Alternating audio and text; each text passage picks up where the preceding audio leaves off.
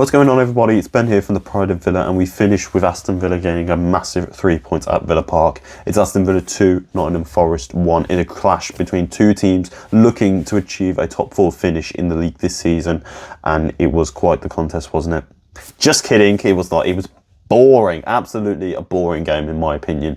Apart from the first 20 minutes that Aston Villa showed with the 2 goals, the first half was a complete draw out from there. Second half, Nottingham Forest were piling the pressuring on, but apart from that, nothing really, for two teams that are showing this intent for a top 4 finish and to be in the Champions League. It didn't really look like two teams that wanted to show a bit of flair and a bit of quality, which is understandable. We've played games a few days prior, players are getting a rest. We're also going to be going through another tough set of fixtures within a short period of time. However, it's a bit detrimental that these two teams and the calibre of quality that both teams have shown this season can show provide such in my opinion, a dull and lacklustre game. But let's look at it from the start. Watching Villa in those first 20 minutes to see the level of intensity, the level of ambition, and the overall eagerness to go and set up a clear foundation from the start was a great sight to see. Obviously, Morgan Rogers getting a goal as well. It's always nice to see him, for a player that's grown on leaps and bounds since his signing in the January transfer window. He's somebody that is really, really progressing onwards. And like I said, it's always nice to see him get a goal because there's always just a great bit of build-up play from him. And then 138 seconds later, we get a second goal from Donyell Malen, who, again, really well deserved for him to get a start today as well. That's going to build him more confidence, and to get another goal, he really shows now that once you have that place within the starting team, you need to keep it. And what's the best way to keep it? Providing for the team, and he's provided with virtually the winning goal tonight. I think for me though, when you watch that first half, there was only one player that really stood out, leaps and bounds against others, and that was Ian Maatsen. For somebody that hasn't had perhaps the best of starts at the club, and it's kind of a little bit questionable in the terms of, is he going to be the one starting in the future over the likes of Luca Dean and potentially Alex Moreno? It's really nice to see him as the time's gone on. And this is what we've been saying about him. He's just been needing more game time.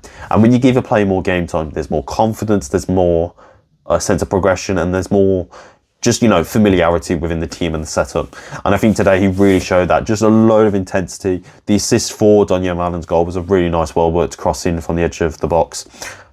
It's just that overall sense of passion for a player, like I said, that perhaps hasn't had the best of starts at Aston Villa. To see him come on leaps and bounds now, that's what we needed. And then from that point on, it was really just not giving Nottingham Forest as much opportunities as they want. We know there can be a pacey team out wide with the likes of Alanga and Hudson-Odoi. And obviously, apart from Jota trying to create some chances here and there wasn't massively anything pulling off for Nottingham Forest. And that's what I think we did really well. But in the second half, it kind of got flipped on the tables. It was Nottingham Forest piling the pressure on now. They'd eventually get a goal through Jota and would ultimately keep trying. I believe they had 12, 13 shots in the second half that were really piling the pressure on. But Villa was trying to stay defensively resolute, really maintain that offside line. And, in fairness, we did have a few chances of our own. Rashford at the end could have made it if 3-1 chance. I know Morgan Rogers as well, I admit, did a little bit of great footwork to get around the box when it was full of defenders.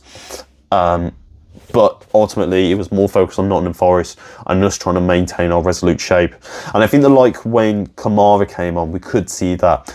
And Nana just didn't really feel like he was contributing much to the game in the sense of he felt very sloppy. Somebody that has clearly had a bit of time out from the game and was somebody that, for me, was hampering us more than he was going forward. He was giving away the ball sometimes, and you just didn't feel that sense of composure on the ball with him. Whereas when you watch Kamara, you can understand why, if rumours are true, that the club want to progress into contract talks that are beyond anything the club's offered, because he brings that level of assurance in the midfield that I've spoken about so many times. When you have a stability and a core within your foundation, that is what you're going to get. You're going to get just everyone else knows their position and knows how to play and see the inside of the game. And it's people like Kamara that just really help, because it's when defensively you make a muck up, he's there to bail you out. When you just need a core solid foundation within your team, he's there to bail you out. That is why Kamara, for me, is so pivotal and essential in that team, that he should be starting week in and week out. Because without him, we could be seeing a lot of defensive frailties within a team. Something that also as well, in a team that very much likes their counter-attacking football. We didn't really see that as much with Nottingham Forest tonight. And I think that's something that we did really well. We shut them down, we really maintained ourselves defensively and tried to keep it resolute as possible, whilst not really giving them chances. But then it's also from us, playing a lot of long balls, really stretching the players out wide, making use of that pitch.